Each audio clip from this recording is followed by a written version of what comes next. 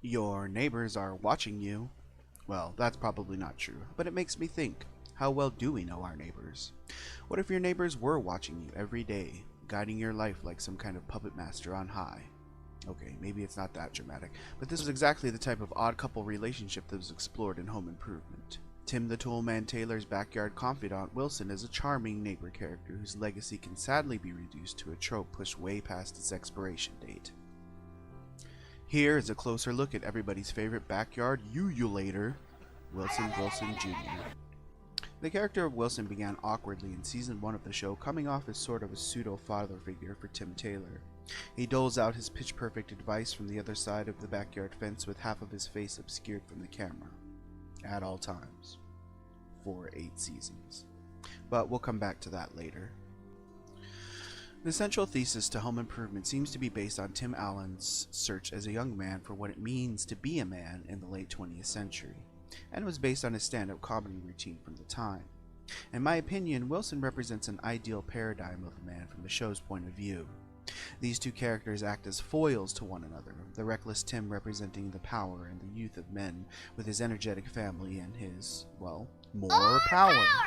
And Wilson representing more of a Renaissance man who lives a solitary life and relies on his wisdom and intelligence to solve problems. Now, back to that pesky visual gag of obscuring half of Wilson's face. This is where the character of Wilson starts to falter. The original concept for Wilson allegedly came from Tim Allen himself. As the story goes, being too small as a child, Tim could not see his next-door neighbor, and thus a trope was born. On the surface, a character whose face is perpetually covered might seem like a dumb idea. It is. However, when it's coupled with Wilson's encyclopedic knowledge of the world, an interesting tension is created in the character. He seems so mysterious and inaccessible, acting as Tim's weekly pilgrimage to the top of a mountain for a Socratic discussion, like a young man from the village, so to speak. But on a deeper level, Wilson draws inspiration from suburban folklore. He's that creepy guy in everyone's neighborhood that nobody really knows anything about.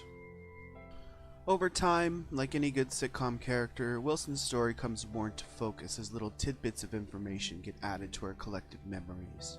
His eccentricities grow into quirks, and like any good sitcom character over time, the writing and the performance of the actor become more cohesive and we start to fall in love with the character.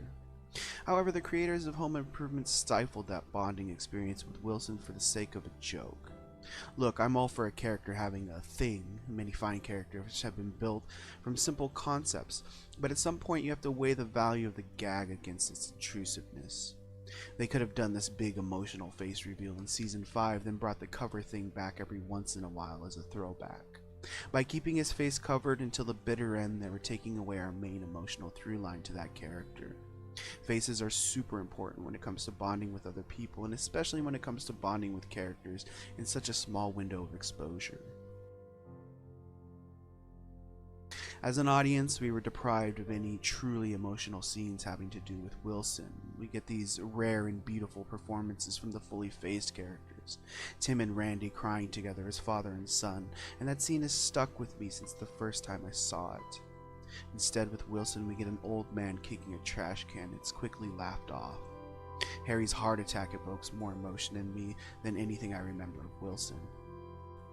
Now, don't get me wrong, I'm not arguing that any character from Home Improvement was truly memorable other than maybe Tim himself, but it feels like there was so much wasted potential with Wilson. On the other hand, perhaps the barrier was left up on purpose. Perhaps the creators of the show always intended for there to be an arm's-length relationship with Wilson, both for the Toolman and for the audience. Perhaps the answer was in that final episode all along. How come we've never thought about taking this fence down before? Oh, I don't know. Maybe we didn't want to reveal too much of ourselves. Having an objective view on life requires the absence of emotion. Wilson remains as distant from us as Plato or Aristotle. Maybe that's a good thing. Wilson, are you naked? No, Tim, I'm wearing a hat. At any rate, think about the next time you see your neighbor, and don't be afraid to give them a hearty hidey-ho. Who knows, they might have some good advice for you. How do you remember Wilson? Is he just the guy behind the fence, or do you remember that he's canonically related to members of the Beach Boys? What other characters from sitcoms do you think have an intrusive theme? And thanks for watching.